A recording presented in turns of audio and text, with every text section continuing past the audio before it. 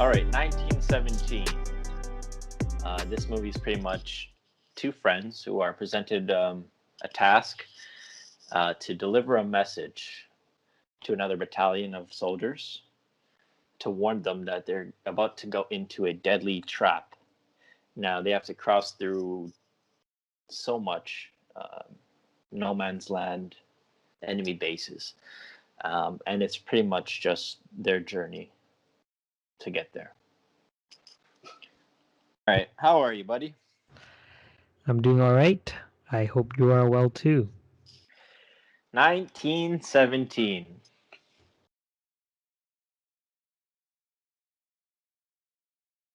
What stood out for you in the movie?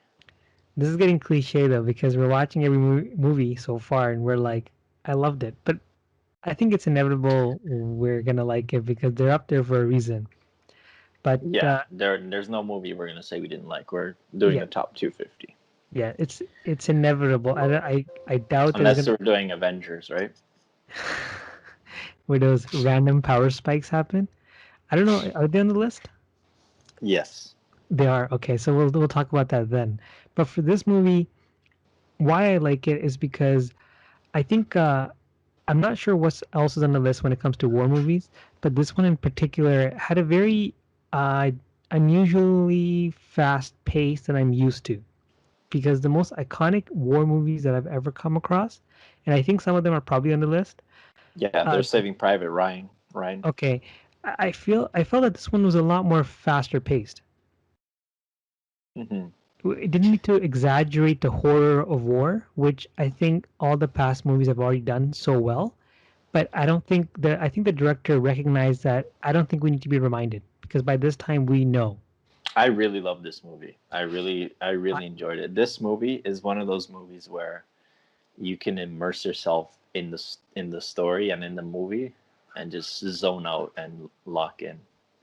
if I was to compare this, if I was to describe the movie of like how the movie runs out, it's basically like an orchestra where there is moments of like slow build up, then a big build up, then it's like you know how an orchestra is designed to tell you a story. I've never been to an Hmm. orchestra, but I can imagine what it is. But you know those this drop in the music and it builds up, builds up, builds up, and it Right. stays high and it comes low, and you know what I mean.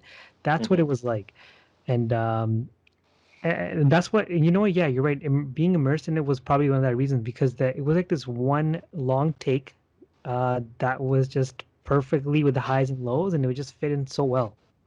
Yeah, I've always been into that style. I mean, I don't know why, but I've always enjoyed watching movies with those long takes, because it's such a hard thing to nail.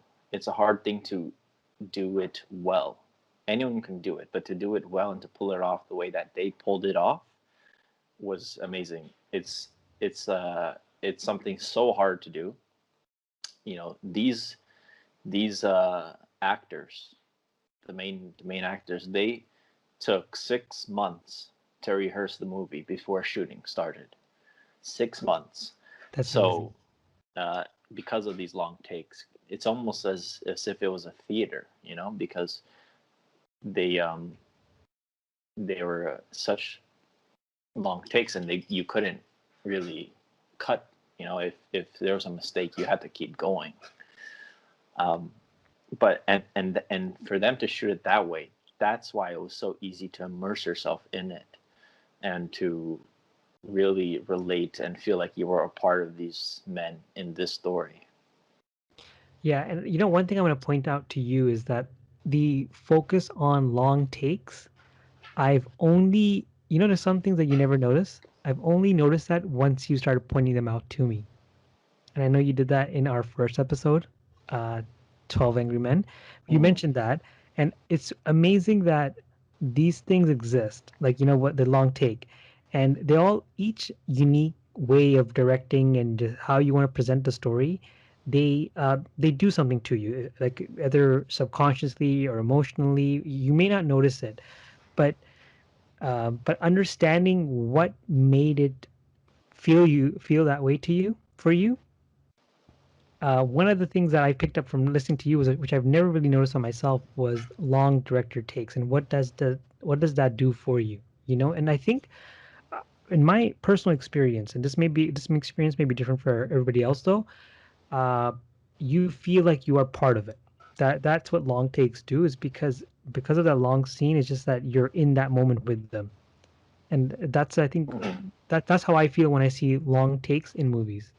But like it's not just that, right? It's the transitioning. You know what I mean? There are Mm. so many transitional moments in that film where the camera angle shifts, or it speeds up. Yeah, Like I was looking at some behind of the scenes, and there's a scene where he's standing still, but then he starts getting chased, and then the camera all of a sudden has to start running with him. So I was watching it, and they were shooting it from, there was someone holding the camera on a rig or something like that, and they were filming him, and they were backing up, and as he started sprinting, they handed that camera onto a moving jeep that then took that camera and continued to film.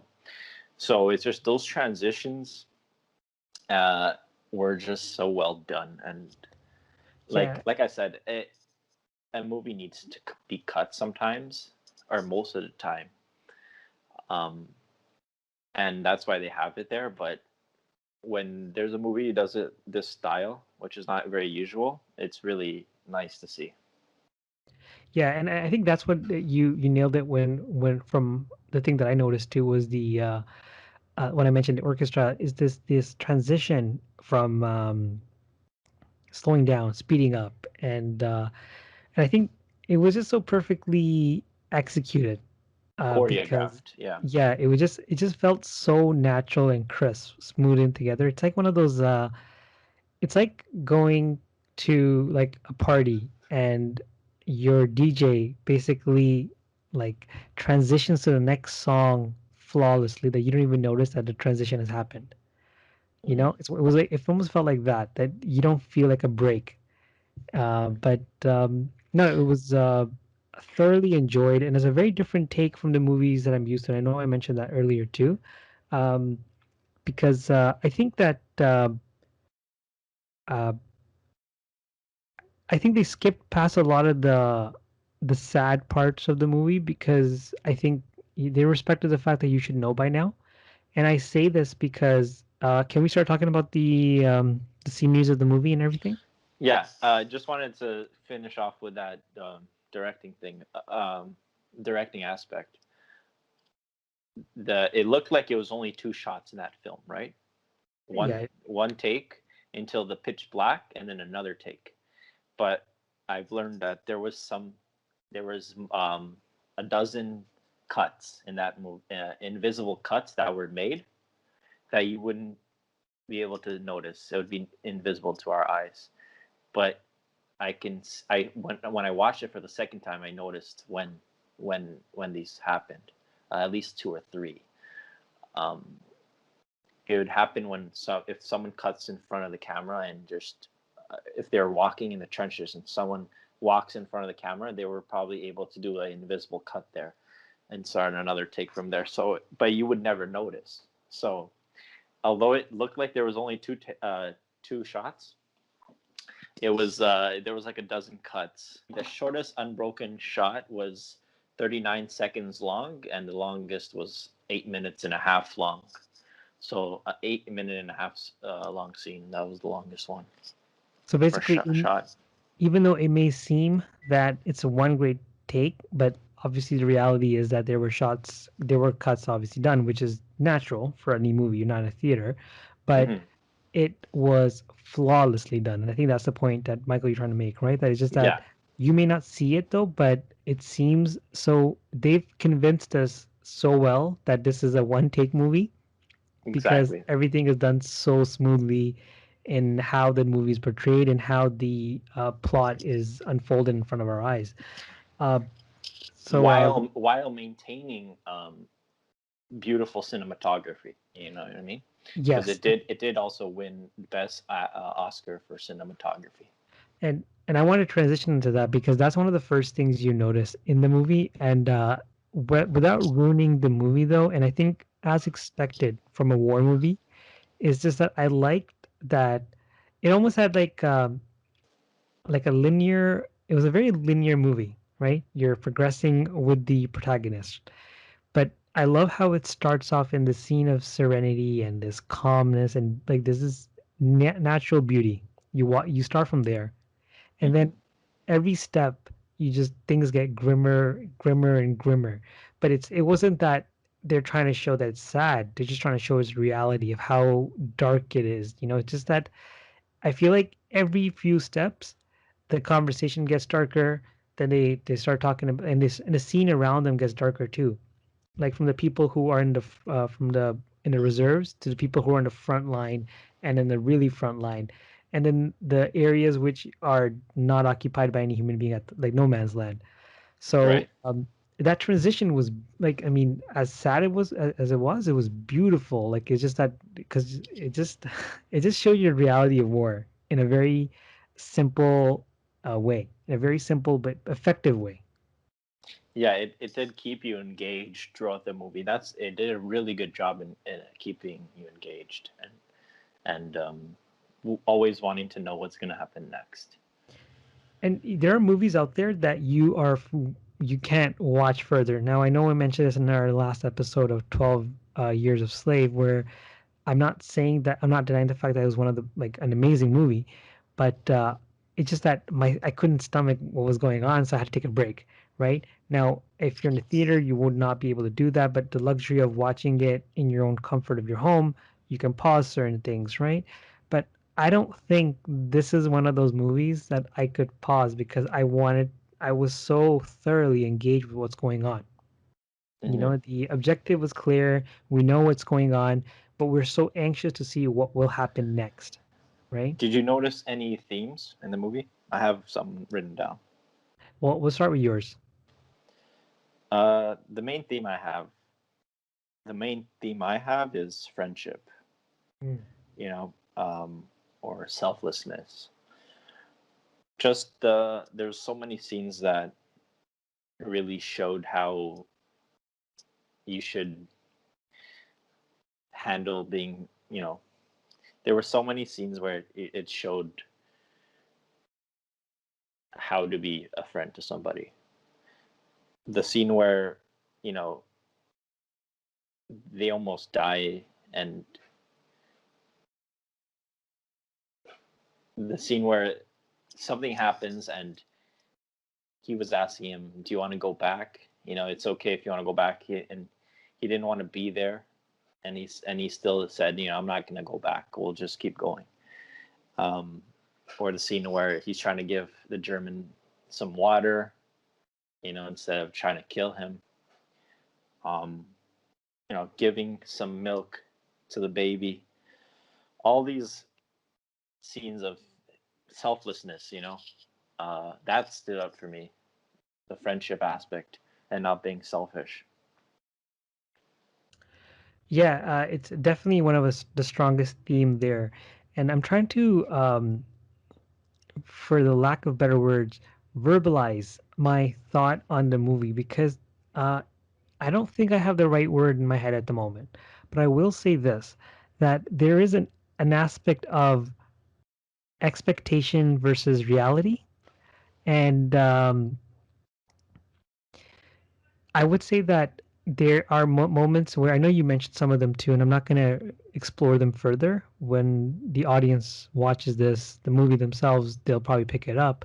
But I think one of the things is that when you mentioned selflessness, sorry, uh, there's a moment is that uh, just because you would do it for somebody doesn't mean that they would do it for you. Your expectation versus reality could be that you are expecting this would happen and everything, but the reality may be way different. We learned that from when the orders are given from the top up, from the bottom down, the conversations are a lot different. We see that because it almost was just because there's an order from the higher up, the people in the front line are not really respecting it because, like, dude, they're saying the person in the higher up hasn't seen this. Hmm. Um, even this the scene with the German, uh, the reality like the expectation was be a human being, but the reality was obviously a lot different because just because you are friendly in a certain situation, you can't expect the same friendliness too, right? Without going Hmm. too much into the topic though. So that expectation versus reality would be this. And even the moment when they're talking about because our protagonist is a lot more experienced and his take on all of this is very like hesitant because as soon as he's given an order, his response is, uh, let's think about this. While his friends is, no, we got to do this. It's an order, right? And Well, because of to save his brother, or else he for wouldn't have really reacted that way. for sure. But I think what I'm trying to say is that how they responded to the situation. It was that we had on one side it was the expectation that if I do this, I'm gonna come out with this. I'm gonna walk away with this. And the other side of it was that okay, well, what am I really doing this for, right? And which is expected in every pretty much war movie because they always leave you with that sense of like, was it really worth it, right? So it's similar in that sense. But that was a Uh, powerful scene too. When that scene when they're assigned the mission, assigned to transmit that message, one wasn't sure about it, and one was really sure about it. But he was certain he wanted to do this and needed to do this in order to save his brother's life. That's another. That's another. That's another selflessness act in the movie. yeah, for sure. Like there's a lot of that in there, and I think the whole premise is of selflessness, right? It wasn't. I'm It's just lack of doing it for yourself, but doing it for the something bigger. I'm But sure he didn't. I'm sure he didn't want to. They didn't want to go into no one's land. But considering the stakes, how if they don't get this message across, that means 1,600 soldiers, including his brother, would die. So when you are presented with that, you do not have any choice. no, yeah, and I agree that especially when your family's on the line, right? But we're not really trying to ruin the plot of the movie because it's not really a another movie which is not plot based where it's like, oh my god, you ruined the plot. We want you to experience it's a very first person view story in a way, right? Or first person movie that goes in third person and goes back to first person view, where we know what the plot is, we know what the objective is, we know what they have to do. It gets told to us in the first few minutes of the movie. There isn't there is of course like a little bit of conflict with like every movie, but we're not ruining it by because what makes the movie great is the journey to the objective, right? The objective is this. And if you know anything about movies, usually things work out in protagonist ways, almost like 95% of the time. Mm-hmm. But there's been movies which I hopefully are on the list, which things don't go in the protagonist way, or whatever.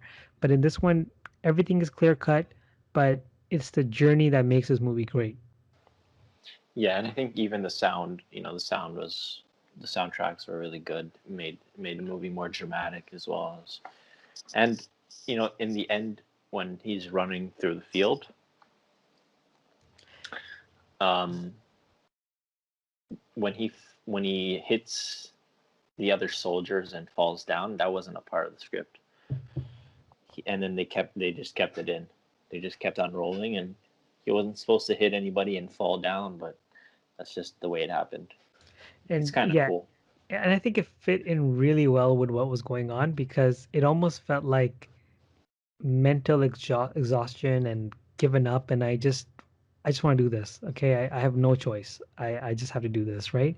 And it's just almost like giving up on yourself, like giving up who you are. Like everything inside of you has been dead, and it does nothing really bothers you at this point, right? You just kind of accepted your reality, and it's just it fit in really well though. It made sense.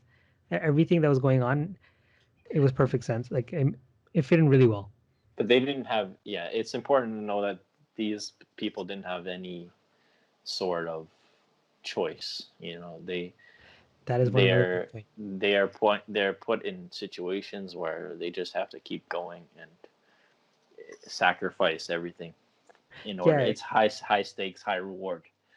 because if anyone knows about those times, it was a lot of conscription. People would be like, if you're able-bodied, you have to go to war, protect your country, protect your nation. And does you know what was a good touch for me though? Being a brown man, it was nice to see another brown person in there because that is something that we should not be ignored. Is that those colonized nations were among the people fighting, and one of the things that pushed towards independence in a lot of colonized land was, look, we've been dying for you in your wars, and at least give us back our land. Like at Yeah. least give her back our rights, because, and that's one of those underrated, like under documented facts that there were a lot of colonized nations. Their people had to go and fight for their wars of the people who had colonized them. So I'm That glad was they a put nice that in there. touch. Yeah, I'm glad Yeah. they put that in there, and they didn't really, um, yeah, like it didn't really exploit the matter, but just they kind of hinted towards like this did happen by the way. Yeah. Yeah. You know how there's some great movies with no real cast, like they're not really that popular cast, but uh, the movie ends up doing well, and people make a name for themselves. Like it's like you don't.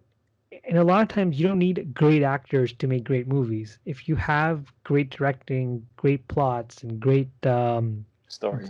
story dialogues, you can make something, you can make magic happen.